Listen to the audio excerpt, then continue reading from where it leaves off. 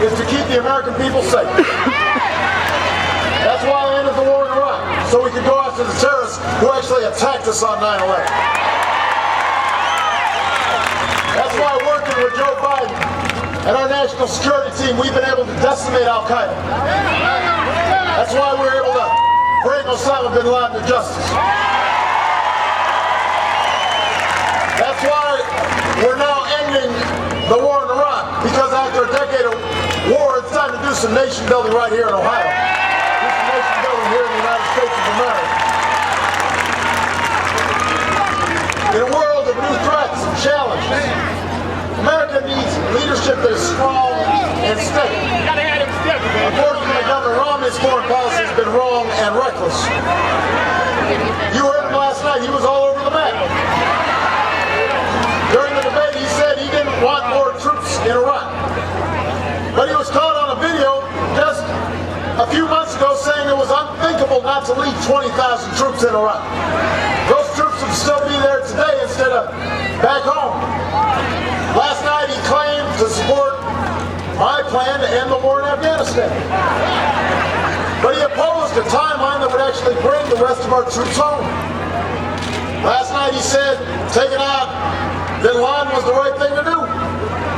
Back in 2007 he said it wasn't worth moving heaven and earth to catch one man.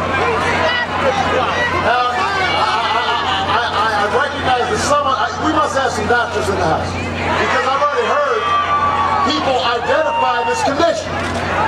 It's called Romnesia.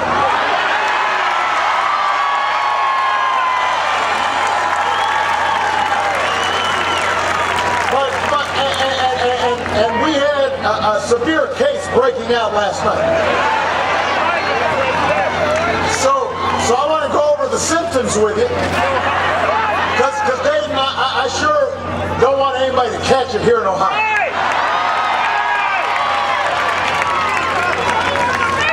If you talk about how much you love teachers during a debate, but just a few weeks ago you said we shouldn't hire anymore because it won't grow our economy, you might have Romnesia.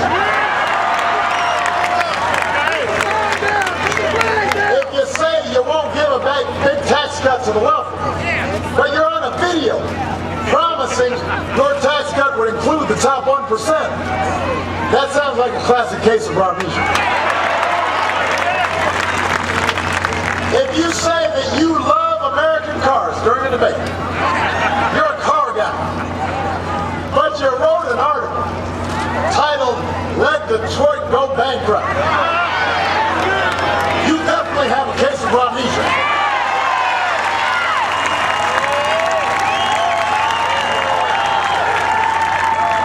Now, last night, Governor Romney looked you right in the eye, looked me in the eye, trying to pretend that he never said, "Let Detroit go bankrupt." Tried to pretend he meant the same thing I did when we intervened and worked to make sure that management and workers got together to save the U.S. auto industry. Pretending like somehow I have taken his advice. The people don't forget. The people of Dayton don't forget. The people of Ohio don't forget. If Mitt Romney had been president and the auto industry was on the brink of collapse, we might not have an American auto industry today.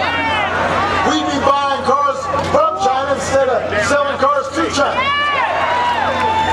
And you know how important that is to Ohio. The auto industry supports 1 in 8 Ohio jobs. It's a source of pride to this state. It is a source of pride to our country. It is a source of pride to generations of workers. I refuse to walk away from those workers. I bet on those workers. I refuse to walk away from those jobs. I understood that Americans can compete. I wasn't about to let Detroit go bankrupt or Toledo go bankrupt or Lordstown go bankrupt. I bet on American workers. I bet on American manufacturing. I would do it again because that bet has paid off.